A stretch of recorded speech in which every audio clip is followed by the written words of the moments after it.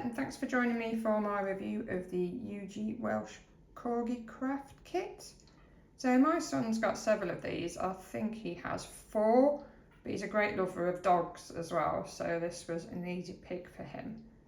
See, when he's perhaps making his Christmas or birthday list, he quite often puts one of these little kits on because he really enjoys doing them, and he likes to display what he's made afterwards. So this is actually on the bookcase in his room. He's got a little row of them on the top so that you can see is what he created.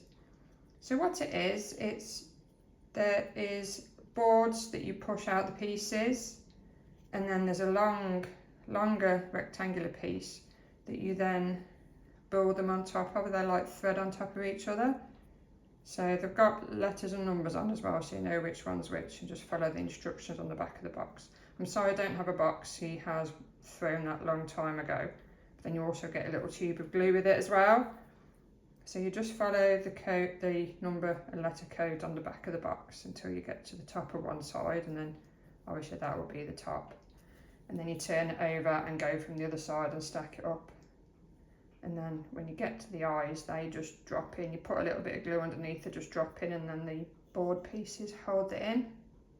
But as you can see, it dries really nice without any residue or anything. And it looks really nice. So if you look at it straight on, you can see the boards, how it's built. And then if you look at the side, it looks really cute.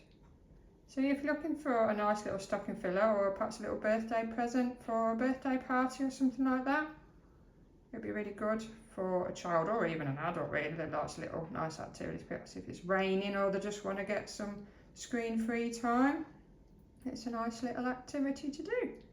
And then you get something to display afterwards, which is nice. So I hope this was helpful, and thanks very much for joining me. See you again.